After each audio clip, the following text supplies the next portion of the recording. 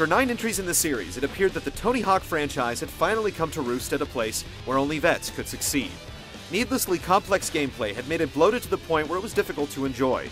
The series is due for a reboot, and so Activision has given Tony Hawk Ride an extra year in the incubator and come out of the workshop with a brand new skateboard peripheral that's supposed to increase the realism and fun.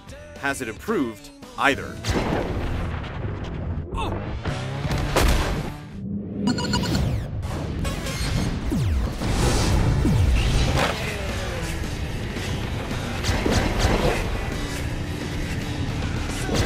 There's no story this time around. Not that we'll miss the stereotypical young gun trying to make a name for himself routine, but without it, there's no glue to hold a single player together. Instead, you get a series of events held at each location until you satisfy enough conditions to open up the next location, where the process repeats. With only 3 mission types, there's not much variety either. There are speed contests where you attempt to get to the end of the course as quickly as possible, tricks where you try to roll up the biggest score before time runs out, and a series of challenges where you're asked to complete specific tricks on specific objects. Toss in free skate, and you've run the gamut. Online, things are even more bare bones. You can compete with 3 other players in both the speed and trick competitions and check out the leaderboards. That's it. There's also local party play where you and 7 friends can take turns, but the franchise has basically gone from inflated to emaciated. There are 6 unique locations that become unlocked as you play, along with boards, trucks, wheels, skaters, clothing, etc. The standalone levels are laid out like tracks in a racing game, with a long linear line that you can follow for a long distance. You can stop and session a particular object if you want, but the controls don't exactly encourage it.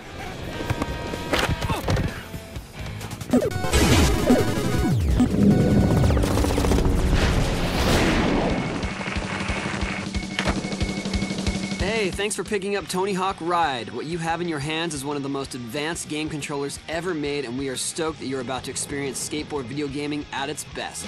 The new board peripheral is sturdily built, but the accelerometers and sensors don't do it any favors. They simply don't work. You have to push down on the tail or nose for ollies and nollies respectively, and that works the majority of the time. The rest of the tricks rely on pressing down on the board at particular spots after an ollie or nollie. This is where things begin to fall apart.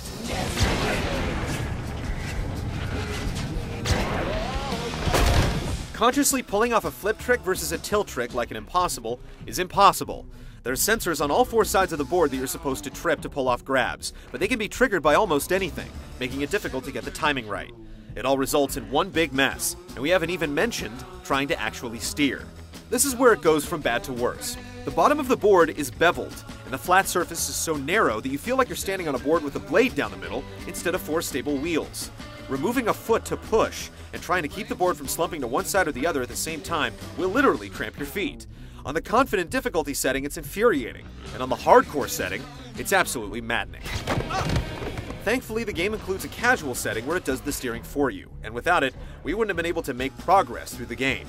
Even on this setting, you'll find the board constantly flying out from under your feet as you struggle to prepare for each obstacle. You can do 360 spins and your on-screen character will actually mimic it, but it takes too much practice for those who haven't been skating their entire lives. And reorienting yourself so you're headed straight again for a landing just adds to the frustration. As you land tricks, you build up a meter that will allow you to pull off slow-motion signature moves. They look flashy, but slow down the pace of the game. When you skate vert, you have to orient the board to its side, and at least the game is playable in this state, since you can't bump into objects. Manuals also feel fairly realistic, but otherwise, you're better off buying a real skateboard and learning the real thing. Now trust me, you're going to need it at the end. It's definitely easier to ride a real one in a straight line.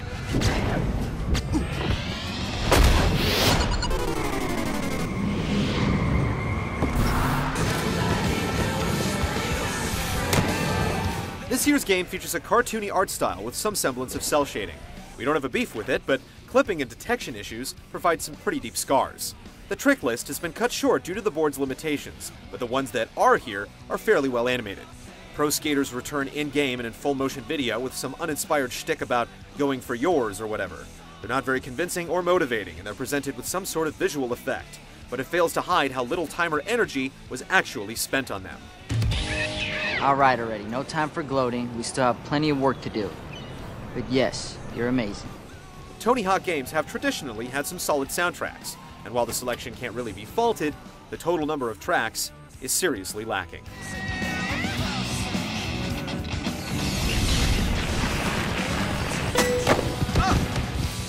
can see some faint glimmers of what Tony Hawk Ride could have been, but the technology inside the board peripheral simply doesn't hold up.